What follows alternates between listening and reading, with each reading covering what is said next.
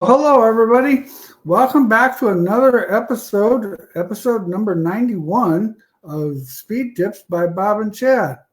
Hope all you're doing well. Hope you're getting all your Christmas shopping done and making sure those kids' stockings are full and all that good stuff. How's it going, Chad? Good. You're pretty festive there with the hat. Merry Christmas. Yeah, Merry Christmas. Yeah, no, we're doing good. We're getting ready to go to St. Louis next week for the indoor race. So pumped about that. It's such a big event and get to see so many of our customers and debut a couple new products there. And we'll have our new 2024 catalog there too this year. So we're pretty excited Awesome. about that. We got that baby done early like we used to, before the first of the year. So those are going to be getting mailed out soon too. So if anybody out there is not a customer on our customer list and would like one sent, just send us an email or a Facebook message so we can get your name added to the list before we get them mailed out. Awesome. Well, that's exciting. The catalog's done. Yeah, and it's already outdated. That's the downside of the print, and I mean, I just feel like the innovation never stops here. You get the catalog done, and then you get 3 or 4 phone calls, and the ideas just keep coming. So that baby's already being printed and already outdated. So Yep, you bet. Sean wants to know if we're having the two-link class again this year. Yes, we definitely are. January 19th and 20th. It'll be at the BHE Center there in Ames, Iowa, and it's starting to fill up. We're doing good. It's a little early because some people take a little bit of time, especially with the Christmas stuff going on. Everybody gets kind of busy, but that's also something that would make a good Christmas present for those who have that special person to buy something for that he's got everything else and he's already bought all the Wehrs tools and the BHE angle finder and they don't need anything else. That BHE angle finder is an excellent stocking stuffer, just in case you wanted to know. And I was looking at a lot of the Wehrs ball joint remover and all those tools and stuff, and very excellent Christmas presents for that hard guy to buy for. So keep that all in mind. But yeah, we've got our 2-link school. We got the 4-link school on February 2nd and 3rd. And stock car school is February 23rd and 24th. And this year we're going back to New York, Pennsylvania, and Ohio for the school in March at Close Racing Products. They're in Eldridge, Pennsylvania. And Chad's got his deal going on March 9th in Rochester at the where's it at, Chad? at the Mayo Civic Center. Oh, okay. And last year was the first one of that, and from what I understood, it went over really well. Yeah, last year we had about 30 vendors. We're looking to get over 50 this year. So we moved it out away from last year was the opening week of deer season in Wisconsin. So I think I may have been the only guy from Wisconsin there. So we moved it to March, which is I feel, and all of us kind of sat down and looked at a new date, and we picked March. It's about a month before things get rolling heavy, and we'll all have our new catalogs and have our new products there. And it's a good time to get pumped about race season again. Oh November, the yeah. season's kind of getting over, and everybody's like, I'm over it, and they don't really want to talk about it. So I feel that moving it to March, I think, was a good decision. So we're pumped. We got a few manufacturers signing up already. So looking forward to that. Should be a good time. Well, I know we're planning on coming again this year, and we'll have a booth there March 9th. Of course, my luck in Minnesota and stuff in that February and March hasn't been real good for me, but hopefully if I decide to come and it gets snow, then we'll know what the problem is. We'll just get a hotel room for another night, Bob. Yeah, there we go. Yeah, I ain't driving through that. Nope. Did that one time. That was enough. That was definitely enough. Uh, Jerry, happy holidays to both of you and your crews. Well, we appreciate that, Jeffrey. We're looking forward to the holidays. I always things kind of quiet down for me after racing season gets done, so kind of gets a little dull and boring watching. I mean, I watch college football on Saturday, and I watch uh, NFL on Sunday, and I think I watched as many football games in my life this weekend as I have in my whole life. And I'm thinking to myself, I don't know. I might be a football fan. It was pretty interesting, but I was going to look forward to the holidays, and that'll kind of get you something different to do and get to see everybody. And then actually, I'm leaving for Texas on Thursday. My granddaughter's graduating from college down there in San Antonio, and so we're going to go down there for her graduation. That'll be exciting, and so we're looking forward to it. It'll be fun. Nice weather down there. It's supposed to be in the 70s, it said. Of course, we're supposed to have 60s this coming end of this week where we're at, but whatever. Well, Steve's watching. Glad Steve's watching. That's pretty cool. Get some more people on here. If we got any questions, otherwise, we're going to talk about off-season maintenance. Definitely now is the time of year that you want to get your car inspected. Make sure you get the chassis out and look through everything. Make sure nothing's bent. We've had we've actually had about 4 guys that have brought their cars down, and we put them on the jig and just made sure everything was square. And one car was perfect, not a problem. The other 3 needed some work, so they're going to be good to go. And by the time we got through with them, everything is straight, just like brand new again. So they'll be in good shape. So anyway, always check for all the welds and the tubing cracks. These cars are made out of relatively thin tubing so that everything flexes quite a bit. Well, after a while, so much flex can create cracks. Make sure the cage is good. Check your X, and motor mounts are another thing. Always flex and crack. Panhard bar mounts, another one, especially the Sport Mod one, with that longer panhard bar and being behind the housing. And there's not near as much bracing back there, so make sure you triple check that. And pull bar brackets, pull bar mounts, all that stuff that takes a lot of stress. Now's the time of year to be looking that stuff over pretty good. Jesse, well, thanks for the comment, Jesse. Chad, I see your new triple shear cage. Please explain why I would want a larger spread between my bars and my side and slider mount. Doesn't further away from the tire have less effect on the tire?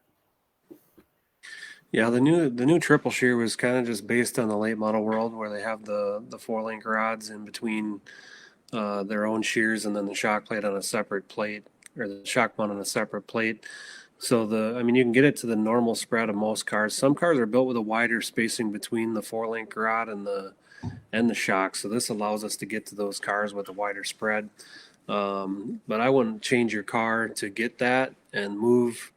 If you can't get the cage far enough out to compromise that, you don't want to move the shock and spring in my opinion. So it was made just to accommodate a few of the cars and to give them a different option there on a spacing. But you are correct in that you want the shock and spring to be as close to the contact patch as possible. That way that suspension is more effective. So some of the guys are looking at this and thinking they got to go to it, but we did it just to fit a few chassis dimensions there to get a couple different cars. But so it's got its time and place, like every cage that we make. We make about every cage known to man. So we had to offer this new style for a certain chassis builder, and we just now offered it to the whole world. So. Well, and that's what we put on the PRI car that's in AFCO's booth. So anybody that wants to take a look at that, all of Chad's products are on that car in the AFCO booth at the PRI. For those of you who are going to PRI, make sure you stop by and check out that BHE GRT with AFCO parts and all kinds of different parts. I don't even remember the supplier's name, so I'd hate to say for sure, but I know there are some Wehrs parts, some AFCO parts. There's a I better not go there. I don't know for sure. I don't remember.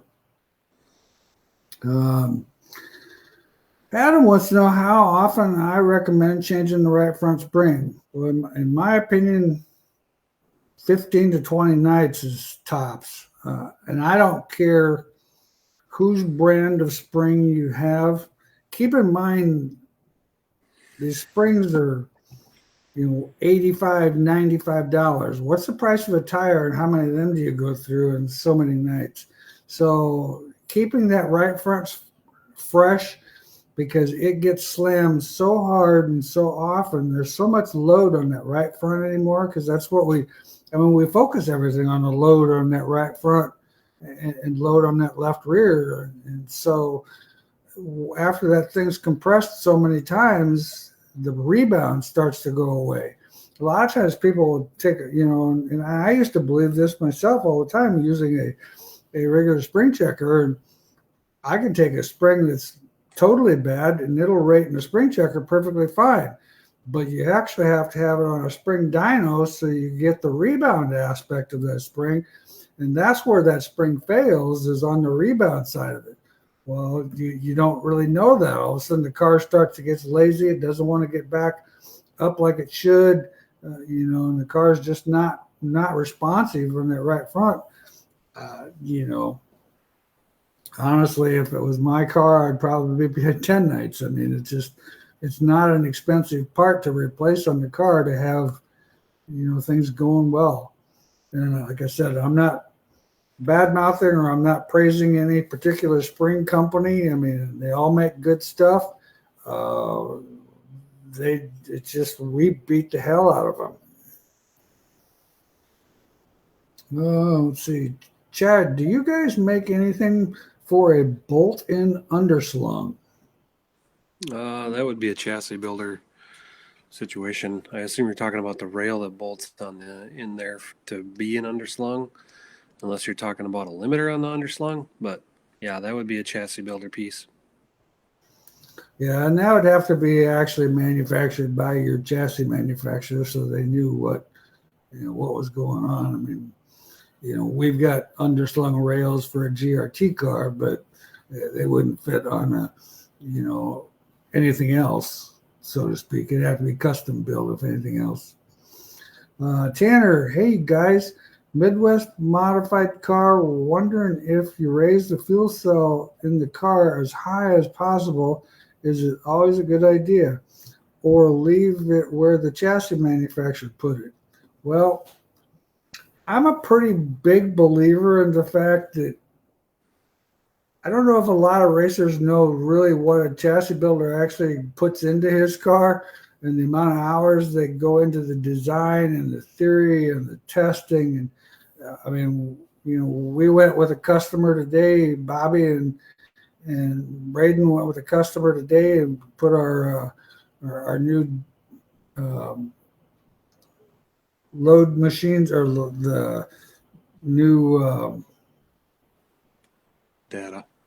Data acquisition on a car, and actually went and tested in 34 degrees. Bobby said it was pretty effing cold. But anyway, they went and done some testing and got some data today, and so the chassis builder spends a lot of time testing this stuff. Answer to my long-winded question: leave it where the chassis manufacturer says. I'd highly recommend that, because more than likely he's tried it in numerous places and found that for the majority of the people, now it is a tunable deal. I mean, if you've got it so that it's something that's fairly adjustable, on a real short, flat racetrack where you need a little bit more roll, raising it up, might not be all that bad of an idea. The problem is, once again, then when you do that, and then you call the chassis builder and tell him it's getting on the right rear too hard, don't forget to tell him about that you raised the fuel cell up. So just kind of keep that communication clear. Robert, what do you recommend for pull bar shocks? Running USRA A-mod with Wehrs spring bar, open motor around 650 horsepower. The spring bar tends to like a little bit stiffer axle dampener shock. And a lot of times we've actually found that, the old adage always was that 90-10. Well, that's still a pretty good shock for a spring bar, because you got to have quite a bit of compression for the spring bar, because the spring bar unloads so much. And so you gotta kind of control that unload with a shock absorber as much as you can. On the rebound side of it, with that open motor, I'd probably go with something like a 2 or a 3 valve on the rebound side, so that it doesn't snap the tires loose and get and get on that spring too fast. I think you might find a little bit more traction with something that's going to relax that thing, not try to blow the tires off. Just my suggestions. Pros and cons. Underslug removal, sport mod.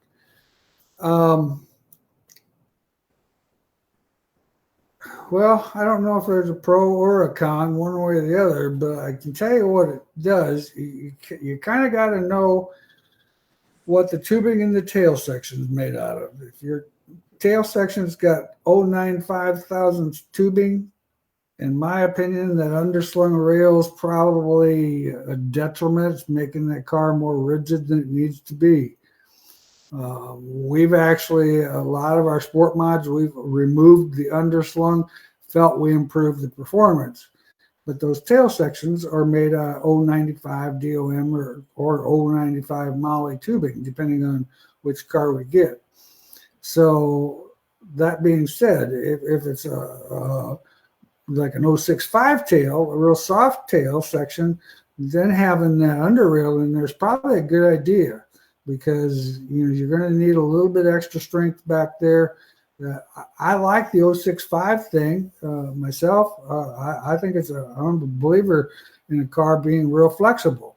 Downside to a car being real flexible is its life isn't all that fantastic. I mean, you're going to get 80 nights out of that car, and it's going to start to flex and do a little bit more things. But and of course, it depends on where you race at too. But so anyway, that being said, I think it's kind of your choice on what you think. I would try it without it and see how it feels. Of course, it's not supposed to be a bolt-in option, but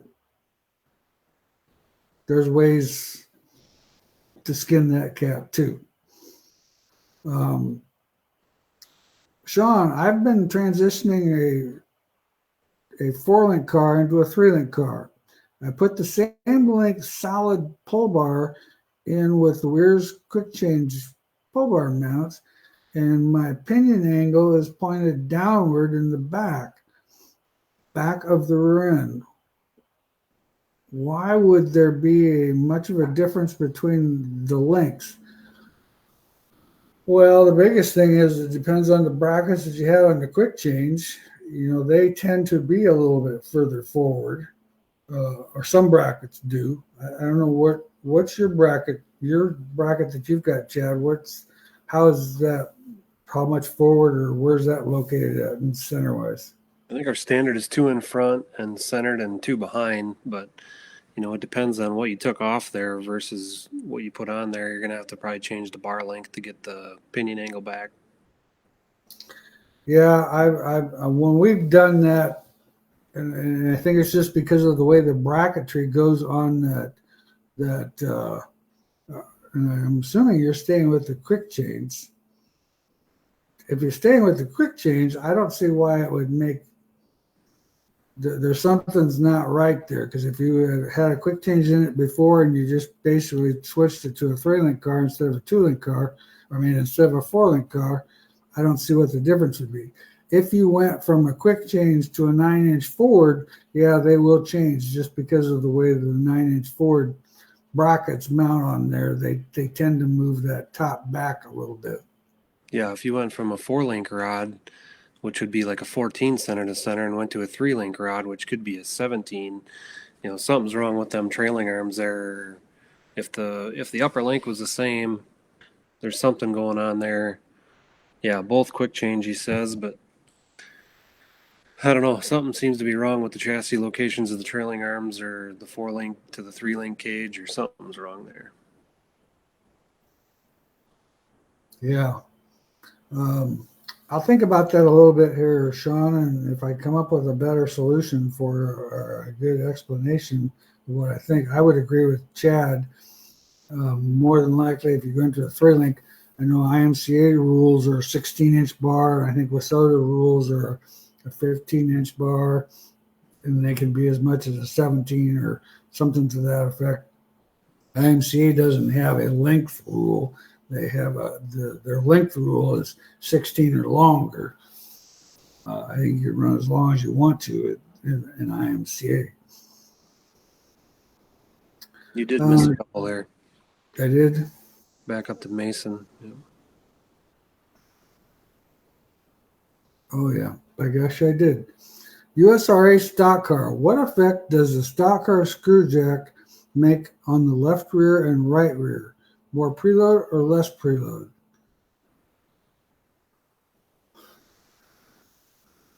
I'm not sure I completely understand the question. Well, I don't know if we need to back up to the whole scaling, or what he's trying to figure out there. If the left rear should have more preload than the right rear, or I guess I'm not sure what he's asking either there. Well, I would agree with that. The left rear is definitely going to have more preload than the right rear.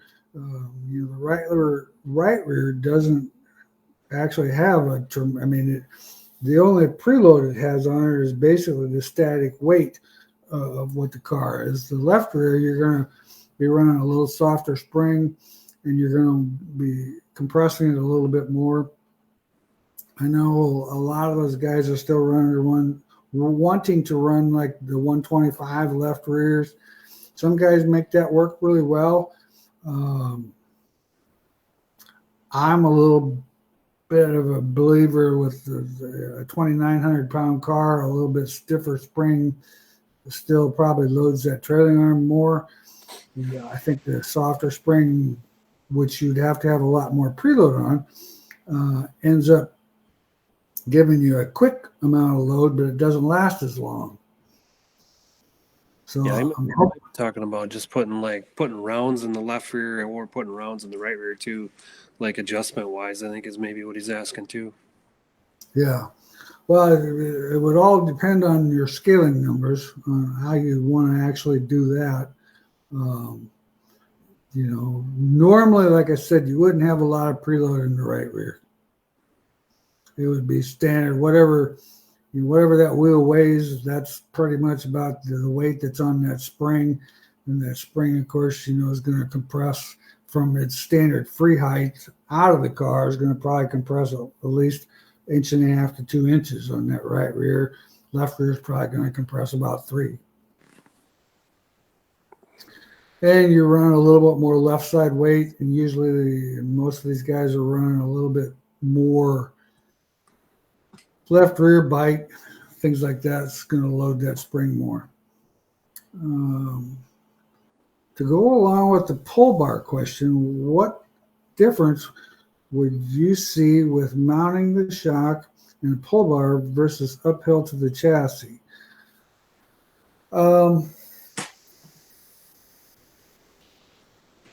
What's your opinion on that, Chad? Well, we kind of went aside of the pull bar because the cars really got to the point where the attitude never changed. So you'd go down the straightaway and you'd be kind of up, and you'd go in the corner. Back in the day, the cars used to compress and like let off and go in the corner. Well, now we're pretty much almost at attitude all the way around the track, so the left rear doesn't fall like it used to. So controlling that motion of that axle wrap wasn't quite as effective with the shock pointed up towards the chassis. It influenced the tire more than it actually influenced the pull bars. So that's when we went next door to control the axle wrap, because you're still hitting the fuel and accelerating and having that axle wrap. So then that dampener was in line with that pull bar. And we just wanted to control the pull bar on acceleration and deceleration, because we had the brake floater and everything else to keep the car dynamically up. So we weren't getting that advantage of that car falling and like controlling that axle wrap as it was falling. So that was kind of the theory on why we went next door to the pull bar. It's almost like a driving preference now. I mean, everything's gotten so much better with the dampening on the pull bars anyway, that we do more with the pull bars than we used to also on the decel side. So we've made the drivability of the pull bars better and don't rely as much on the shock as we used to. But so in my opinion, to the left or to the right side of the pull bar controls the axle wrap. It doesn't influence the tire. And when you go from the chassis down, it influences the rear end, and it also is trying to, effectively drive that left rear tire into the racetrack. Yeah, and it will definitely give you more side bite with the axle dampener on top of the rear end at an uphill angle. Cars tend to run tighter with that setup. Okay. Okay, now we should be back to Josh, right? I think so. Yep, Josh just joined, so maybe it's already been answered. If you had a choice, open motor or crate motor in a sport mod, strictly looking at the performance side of it.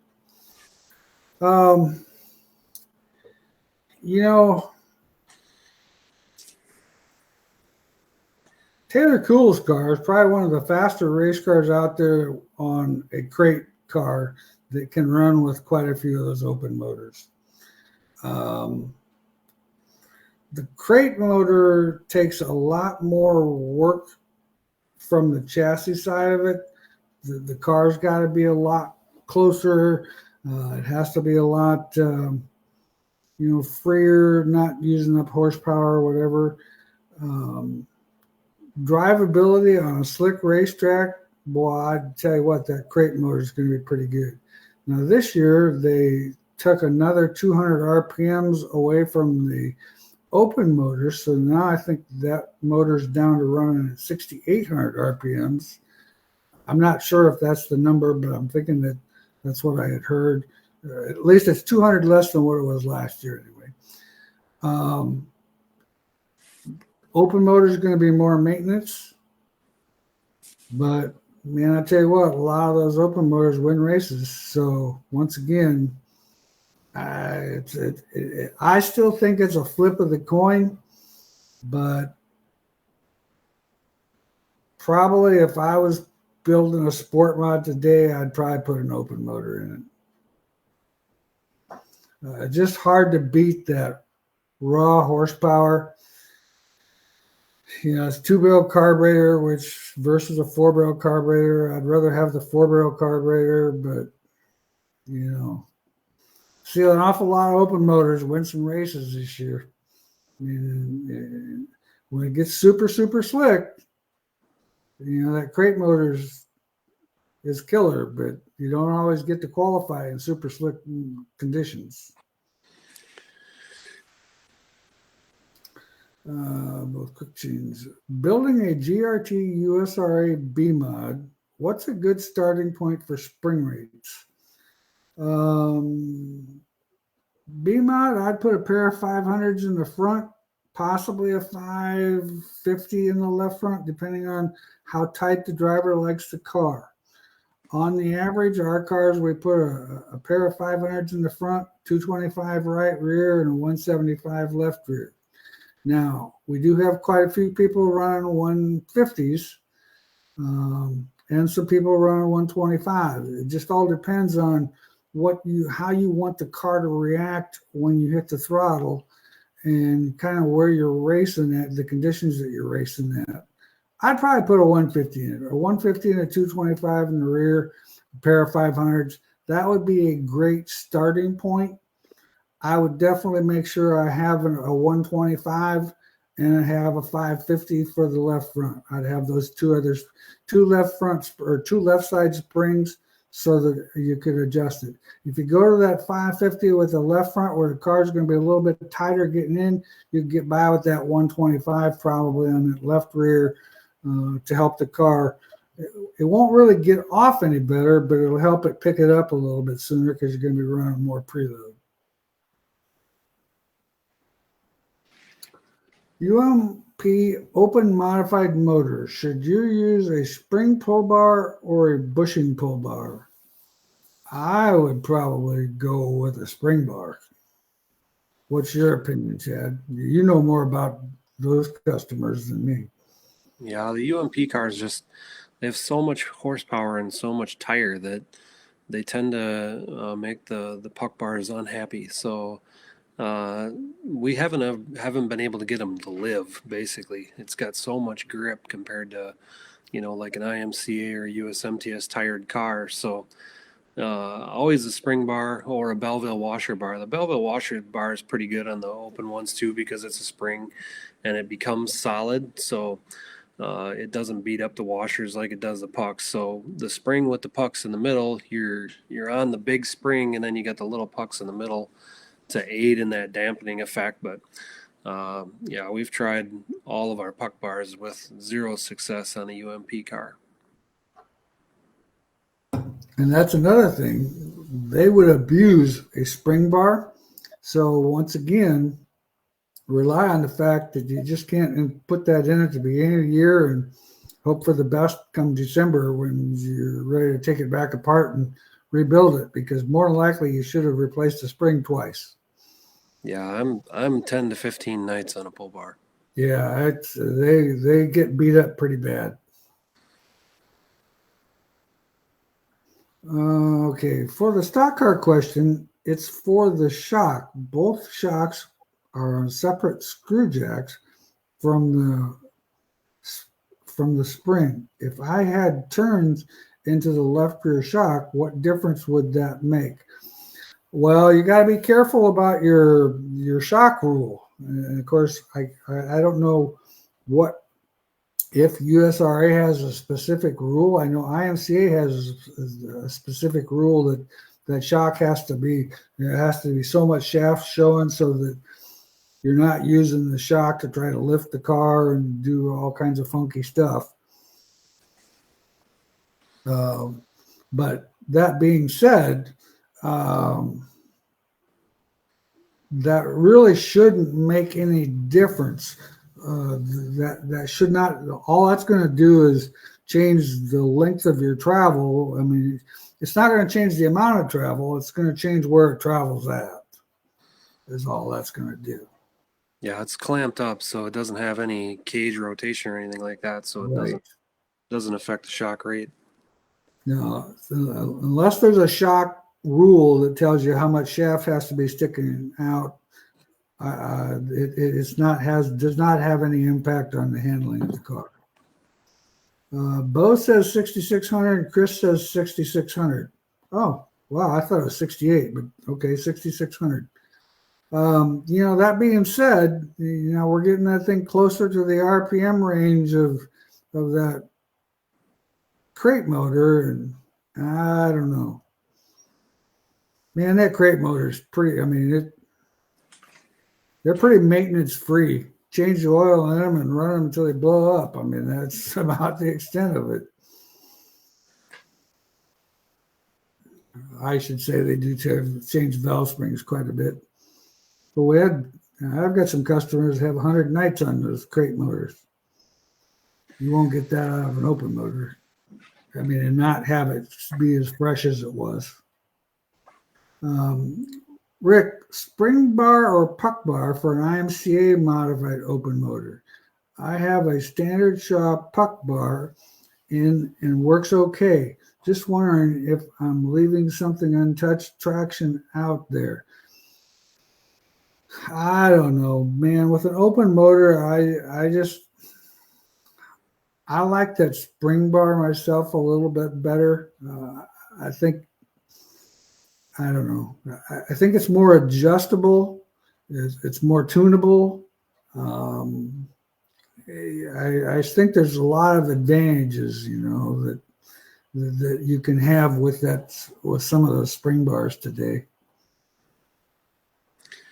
Yeah, the more horsepower, I mean, you also have to look at the track conditions. So back when IMCA was more opens than crates, we used to beat the heck out of the pucks even more than we do nowadays, and they would only last 8 or 10 nights. So that horsepower range is going to beat the pucks and the spring up more than the 604 is, just because it's got 100 more horsepower. So definitely a longevity thing, but I agree with you on the spring for sure for tunability.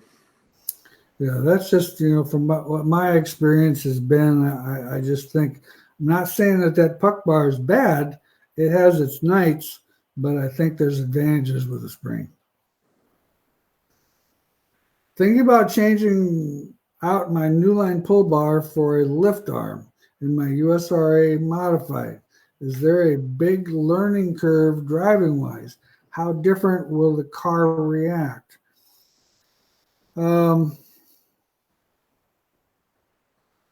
Well, I mean, there's nothing that drives better than a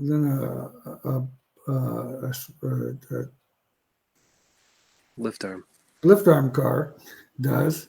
I mean, that thing, drivability wise, is much better. I still don't believe that they have the instant traction that a spring bar can give you.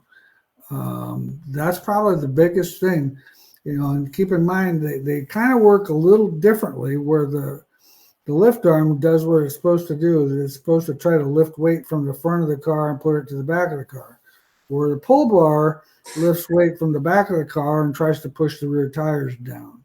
So they kind of make the car react a little bit different. You'll find that the lift arm car front end is going to be a little bit more sensitive. You might have to go softer right front spring, some things like that. I don't have as much experience anymore running one of them because of course, it's not legal in IMCA, and we just don't get a chance to actually play with one of them much. Turning an IMCA modified into a USRA B mod. I have all Wehrs cages on it. Is there a way to lock them up solid without replacing them and the brake floater? Yeah, so we make it's a WM 200-17 clamp, which would go right next door to the cages to lock them up so you can take the top rods off.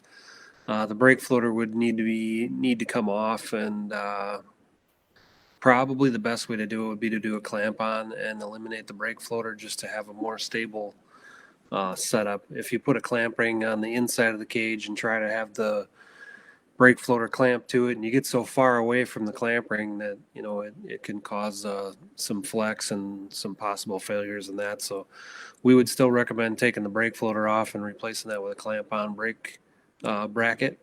But the clamps next door to the cages would let you go 2-link, 4-link back and forth if you want to. Sean says he hopes that we have our pull bar thinking caps on for tonight. You'll find with this show, it seems like when we get on a topic, that is the topic of the evening, whether it is birdcage indexing or whether it's whatever. I mean, it kind of seems like it just goes that direction. But so I always enjoy talking about pull bars because God, there's a bazillion things you can do there. I mean, it's just they all in reality do the same thing. It's all a timing aspect of that pull bar. I mean, I don't really care whose pull bar you have, what it's made out of, whatever. It's all a timing aspect. And the thing of it is what else goes together with the pull bar in the timing aspect other than the driver's foot? So when you put those two together, one driver's foot's going to like this one pull bar like it's the greatest thing since sliced bread. And then another driver's going to tell you that pull bar is a piece of junk. You can't drive it. Wouldn't have one of them things in a boat. And pretty much every race car driver has a minimum of 10 pull bars on the shelf in their shop. So there's all kinds of things. Like I said, I enjoy talking about pull bars because there's all kinds of things you can do there. Yeah, Well, it used to be. Go ahead. It used to be my mission to find that magic, but man, I'm still searching for it. I tell you what, I mean, and you'll have that magic one night or two nights, or I mean, some nights. I mean, there's certain nights, man. One pull bar is just awesome, and like I said, then it's all a combination. It's all about a balanced setup. I mean, I don't care what pull bar you have. I mean, there's a lot of great pull bars that are manufactured out there, and they all work well. It's just all getting them to work with your program. But anyway,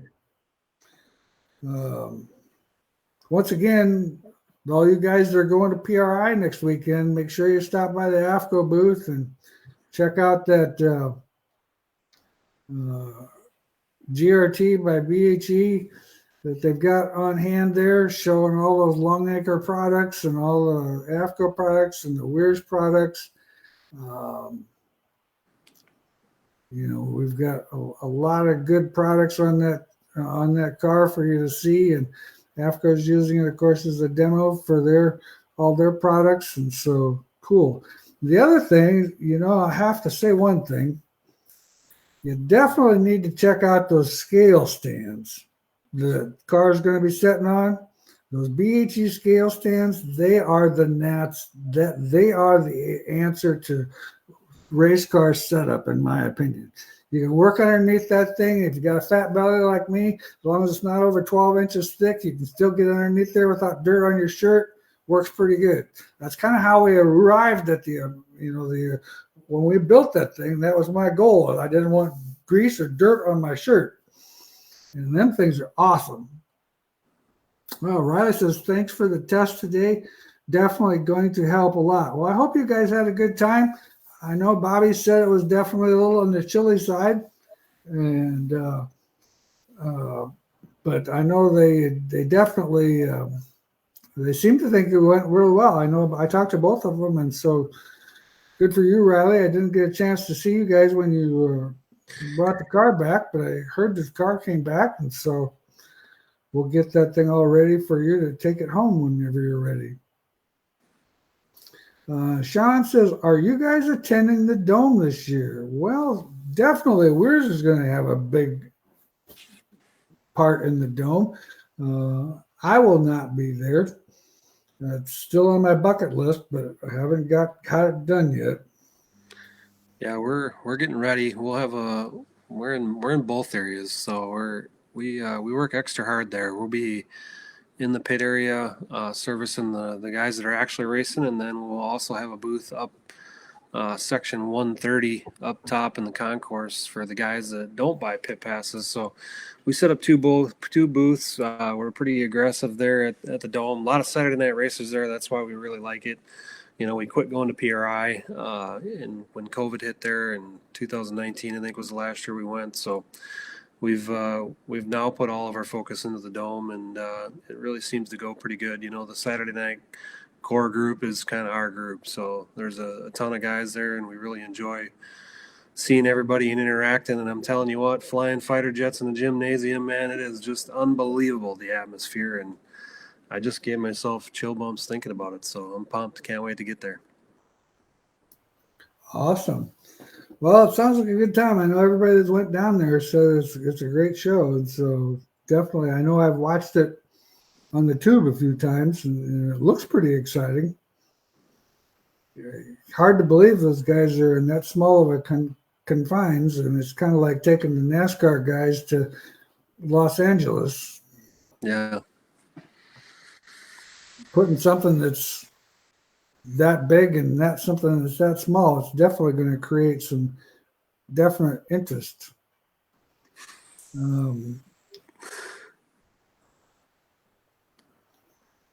I noticed though that sometimes the bodies don't always look quite as sharp at the end of the show as they did at the beginning of the show. It's full contact. You know, the one thing I will say that I'm not looking forward to at the Dome is like, okay, night one's perfect, but then when you get there Friday morning and you're everybody gets in there and the garage area fills up, all you hear until the races start is sheet metal being straightened on concrete. So that's one thing I am not looking forward to, but it's all part of the game. I mean, like I said, flying fighter jets in the gym, you're gonna bump each other. Yeah, it's probably going to happen. There's no doubt about that. Yeah, no doubt about that. Tim, mount a camera at the top of the Wehrs trailer in the pits to catch all of the flights.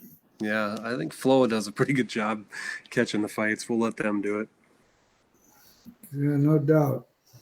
Only two things bad about the Dome is traffic and beer prices.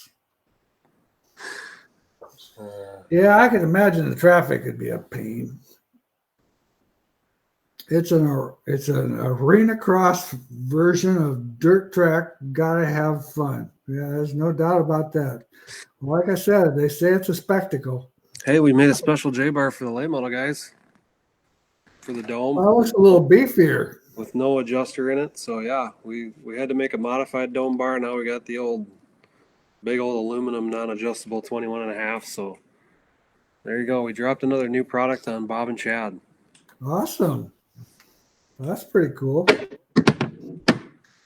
Well, you know, when you're in a contact sport, I mean, that's something that's probably needed when you have a little bit more of that type of environment. But oh well. Well, once again, those of you who haven't signed up for any of the chassis schools, don't forget about all of the chassis schools coming up. The 2-link chassis schools, January 19th and 20th. 4-link school is February 2nd and 3rd. The stock car school is February 23rd and 24th. And, of course, our New York, Pennsylvania, and Ohio school at Close Racing Products in Eldridge, Pennsylvania is going to be March 15th and 16th. So it'll be interesting to see what the weather is like out there in Pennsylvania in that time of the year. Should be pretty good, I would think. Any must-dos while in your neck for the 2-link school January 2nd? Gonna freeze from Arizona, I'm sure. Well, I don't know about the must-dos because you're not going to have a tremendous amount of time. You are right about the freezing part of it. Usually, the 2-link school usually has a little snow. That's pretty common. Get a couple inches of snow overnight or during that deal. So that's definitely part of it. I mean, we try to get all you guys that are from out of state that old Iowa winter that we live in every day in the wintertime, or Nebraska or Wisconsin winter that we live in all the time during the winter. You have to live here to enjoy it. When I seen it snowing the other day, I thought, oh my God, not already. But it didn't last long, but it won't be too long. We'll have snow. I got the snow blower put in the garage, so we're good. We're ready for it. We're looking forward to it. The school's going to be good. A lot of good things. We've added some new material this year, changed some things around a little bit. Definitely pumped about the school. I think the schools are going to be great. Really looking forward to it. We've got a great group of people already signed up. Don't have a lot of seats yet left in the 2-link school. In the New York, Pennsylvania, Ohio school, I think there's about only 25 seats left in that school because we've got, well, Joel's going to have it so we can have about 75 people, and my chassis schools, we're pretty limited size-wise to 65 people, so that's pretty much the class size. Sean says, just noticed the hat. Someone had to mention it. I noticed it. I wondered when somebody was going to mention it. Man, I contemplated over this thing for 15 minutes the other day at Walmart. I bet I went back 6 times looking at that thing. I'm like, I don't know. Boy, Bob would look good in that hat. Yeah, I kind of think he would. Then they had a green one, and I'm like, nah, I'm not a green guy. But then I kind of this nose, see, when I was born, was born with a birthmark on my nose. So this time of the year, I was always called Rudolph when I was a kid because there's this spot on my nose. Well, I thought, well, this would fit real well with this spot right there, my nose. People would think I'm being festive. Oh, man. Or at least that's what it took me 15 minutes to decide. And we actually had another side note, but we'll just, that our guy that does all of our media work and stuff, of course, he graduates here in another week or so he's going to be leaving us. But when he first came to work for us, he had a Snoop Dogg air freshener. Well, my son, if he likes you, he always gives you a nickname. So he always called Colton Snoop. Well, so then when I was in Walmart and I seen his hat, they actually had a big old black sweatshirt with a red Snoop Dogg on it with a festive thing. And I thought, yeah, we should get that for him. He'd think that was cool, but maybe not. Oh, I thought it was funny anyway. You had to kind of be there to appreciate it. Greg, Sport Mod, last time talked to you all running 200 right rear, 225 left rear. Thinking of trying the 225 right rear and the 125 left rear. What all you think, help or bad? What's going to happen is the 225, you kind of have to go to a heavier right rear when you go to that softer left rear, just because, number one, we need to keep side bite in the car. That softer left rear is going to take a little bit of side bite out of the car because you're going to have so much preload on that spring that when the car responds, it's going to jack that left rear up really fast. So you're going to have a lot of quicker response. You're going to find that the idea behind that softer spring is to get the car up on the bar, and it's kind of like a 4-bar car in a sense. You're getting it up on the 2-link bar, and actually your traction is coming from the 2-link bar because it's no longer on the spring when the car's all tractioned up. So what we're trying to do with that soft spring is get it to hike up faster so we can get more load on that actual trailing arm. So that's kind of what it does in general. I think it's not a bad idea. 125, 150. I mean, that's pretty common anymore. I know there's some other chassis builders out there that they're running 80 pounds. I know I've tried running 80 pounds on a 4-link car, and that spring lasts you 2 or 3 nights, and that's about it. So we've never really messed with it so far.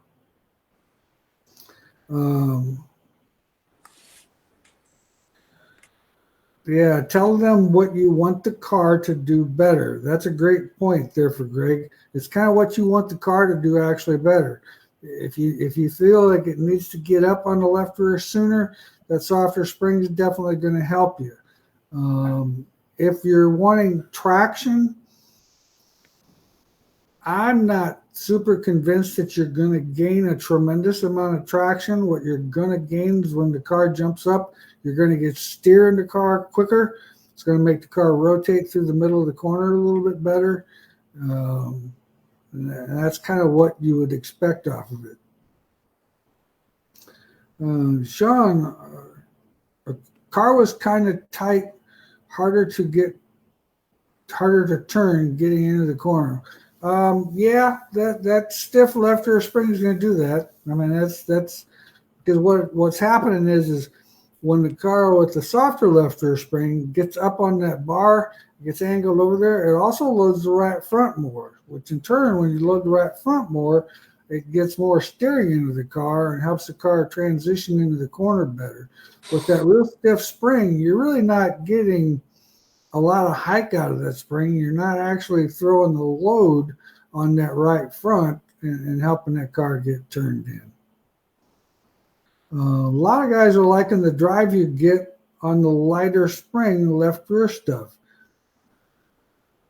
All you can do is try it and see your preference and see what you think. And I agree with that, because I'm not a firm believer that it gives you more actual drive, but it picks up more corner speed, because what it does is it makes the car get more roll, and makes the car get up on the corner better, and it gets you more rear steer in the car, in the back of the car, to help rotate the corner. So you're actually going faster in the middle of the corner, which is going to give you the feeling that you get more drive up off the corner. So I don't know if in reality it does, because once you get up on that bar, it's going to give you more drive. What's your opinion, Chad? I agree 100%. Well, we got a couple minutes here for a couple more questions, and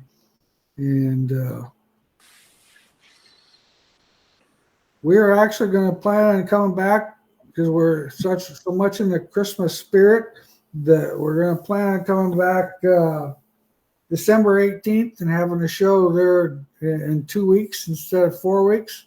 And then we'll actually, once we get into January, we'll be back here the 8th of January, and we'll start every other week once we get into January.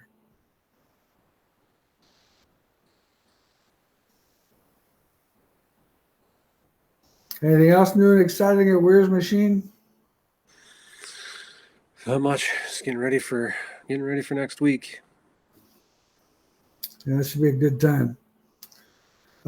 Is the GoPro the only game in town for good camera footage, or is there something else on the market that offers more value for that type of footage? I don't know. The new GoPro works pretty good. I mean, they've got that deal perfected pretty decent.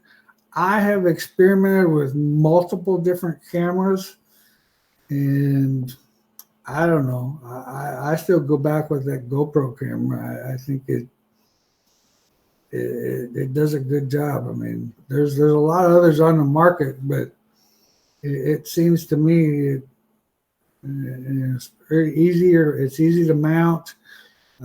Doesn't take up a lot of space. You know, we had a couple. I don't remember the name of them now, but they did a good job of video, but they were a pain in the butt to deal with. I mean, it took too much work keeping them working compared to anything else that I have tried. Front mount spacers on a 604 crate.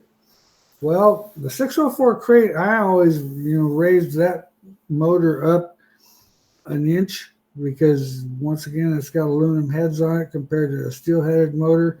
And so the 604 needed to have, and how I've always kind of done it is basically I like to see the center of the crankshaft about 13 inches off the ground. And that seemed to make it really good when we raised that motor up, helped those cars get on the right front, where before, once we went to that crate motor, they weren't rolling on the right front like we were when we had it down. I hope that answers your question. So we run a 1-inch spacer. Mike, when checking bar toe in dynamic, how many inches of compression should I use on the left rear, and where should the bars end up pointing? Right rear. Right where I meant. Go ahead, Chad. Well, I mean, the easiest way to get them numbers is to, you can use your shock rubbers on the shock, but sometimes if you go onto a dirt track or you get holes, that's going to be manipulated. So you need to go off your dust rings and use a Sharpie marker to clean the shock shaft with some brake cleaner, and use a Sharpie marker and find a good wear location to know what your dynamic travels are on the racetrack, whether you're using the load stick in the front or just trying to figure out where your down number is on the right rear so that you can go home and then put that car down at dynamic and see where everything is, and analyze that bar toe and be at the right spot. So I think you got to first get on track data with the old expensive Sharpie marker and kick it old school and get some numbers to go off of there. And that'll tell you what you need to know for where to put the bars when you're dynamic. All right. Well, we're up on the hour. And once again, we're planning on coming back here on the 18th in 2 weeks. And keep everybody in the Christmas spirit, and hopefully working on your race cars and all your off-season maintenance and all that good stuff. So thanks again for tuning in tonight. We've got a great group of questions, and appreciate that. And always appreciate all you guys chiming in. So glad you're on here with us. And so have a good couple weeks, and we will see you in 2 weeks. Thanks, everybody.